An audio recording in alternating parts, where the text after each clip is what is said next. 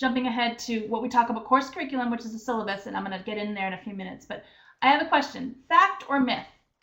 Presenting information in multiple formats is confusing to learners. Sometimes I get this question. What do you guys think? Yeah, we're getting a lot of head shaking no's. Head shaking no's. Good, because people do get concerned about this. It is absolutely a myth. What we know, oops, my slides are going too fast here, is presenting information in multiple formats is important to all learners. Really thinking about that. But it doesn't always have to be everything, and it has to be audio and text. It could also be using really great graphic organizers or really chunking out information for students. Just trying to think about multiple formats for students, and we'll talk a little bit about that. And that's what we go at with when we talk about the syllabus. And my next slide is, in fact, my traditional syllabus from when I taught American literature in 2006 at the community college. And I thought this was an excellent syllabus. Does it look familiar to a lot of you? Looks like a typical syllabus. But what I would say, and this is where we're going to talk a little bit more about in the next few slides, this next slide is what we would call a learner-centered syllabus, right? What's the differences between these? We'll talk about this as I go through my lecture. I don't want to take too long to repeat things, but you obviously see lots of text, right? Lots of tardy, absent, ill-prepared students will be penalized. Lots of goals and written in the language is just not necessarily accessible to students. I again thought this was doing a pretty good job. If you move to something more like this, information is split up. There's tables, there's hyperlinks, there's a little bit of white space. There's a little room for people to think about what you're presenting and not just overwhelming them with a lot of heavy-duty text, especially for students who may struggle with reading or comprehending all that material. So that's where we're going toward today, is to think about what a learner-centered design syllabus could look like. Laura, I have a video here that I'm not going to show right now, but I want to make sure we share it with Martin, because this is a graphic design professor at the Northern Essex Community College in Massachusetts, and he's talking a little bit about what he does what he did to really change up his course. And I think Martin and other people in the group might really find it useful. If we have another spot today, we'll do that. I'm going to put the YouTube link right here on the webinar information. But Lance talks about, he realized exactly what Martin was saying, and maybe I could even introduce you someday, Martin, to Lance, because he really started to take this to heart, is what does it mean to be working in a world of images, but then still having to think about how students understand your assignments, what you're doing, and how to make that more useful. All right, we ready for our 10 tips to improve your syllabus? Most exciting part today. Now, to be universally designed, you should have these tips in 2 formats. And this is, practicing what I preach, obviously, trying to do this. You should have the slides, but I think Laura also prepared a handout with you with the same tips. So that's kind of giving the information in both ways. And you're going to get it a third way, which is hearing me explain it. And I already heard Mary from Fine Arts explain that she already did a few of these things. So she's ahead of the game. And she might be a great resource as we go forward with this. But the first tip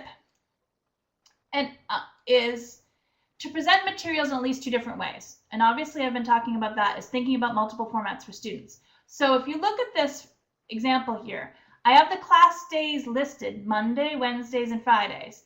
I have the class times listed. They're still there in a very text format for those who are only comfortable with that. But I also have them in a schedule below in the grid. So that's 2 different ways of presenting that information. I also have, later on in the syllabus, they have the class location in the room. I could have a map to the room or something like that.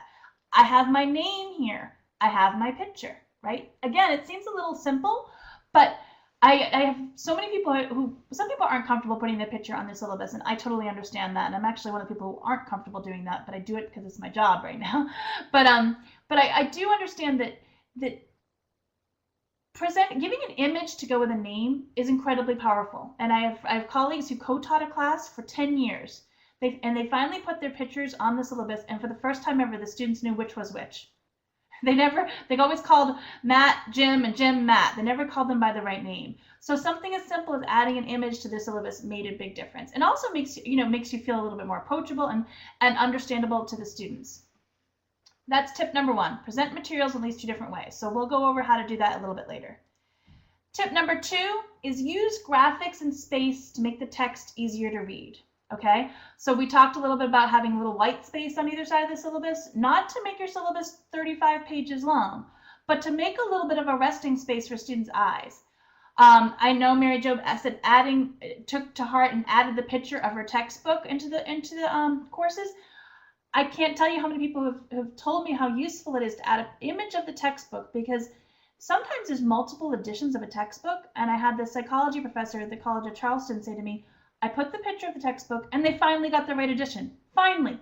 Every single semester I have to wait 2 weeks while students are coming in with the wrong books. But when I put it on there, they got the correct book. And then the last tip on this page for tip number 3 is to use hyperlinks to connect to key resources. And that's one way to make sure your syllabus doesn't get too long, because you don't have to put everything in there. You can link to them to the other important places on campus, either the important places on the Delgado site or Blackboard or your textbook site. Any questions so far? I have a question. It hasn't been covered here, but I prefer to give out a hard copy rather than to have a link to my syllabus online. I like going around the class the first day. I like seeing each one. I like taking that syllabus out of the stack and physically giving it to each student, and then we go over it. I'm holding it and they're holding it, and it establishes a link of everyone that's in the class among ourselves, rather than being online. Molly, did you hear all of that? I did. I heard that clearly. And you know what? I agree with you. I think that's a really important thing. Some people resolve that by having 2 syllabus, or they have enough, budget that they could print a color copy of a syllabus. I also, when I taught at the community college, I used to have syllabus quizzes, and my syllabus quiz was an open syllabus quiz. So basically, and they were told it was going to happen. So basically, and this was the writing department, if you came to class and you brought your syllabus, you could pass this quiz. 50% of my students didn't even have it with them, right? They just didn't. I knew it was an important contract with us, and if they were going to succeed in the course, that having it was really important. But sometimes they don't even have it. So making sure it's available digitally, as well as on a paper. And then and a third thing I often do with the syllabus is I'd have students turn to a neighbor and get a phone number of somebody in the class. So if they couldn't come to class, they needed the materials and they couldn't reach me, they could get the materials. So we really made it a concrete piece of important paper, like you're expressing. But I also think you need to think about something like this too. Does that help you a little bit? Yeah. I particularly like that aspect about one student collaborating with another who they may not even know as their source in case there's information that they can't access. Yeah, and I have a blank spot especially at the community college. I don't do it when I teach graduate students right now, but where it said name of person, phone number, and everybody had to fill it in before they left the class that day. So it's an idea to think about. But again, these are tips. These are not the magic bullet for anything, but they're ways to have you think about how am I going to reach more students, and how do I do that in an easy way and in a thoughtful way.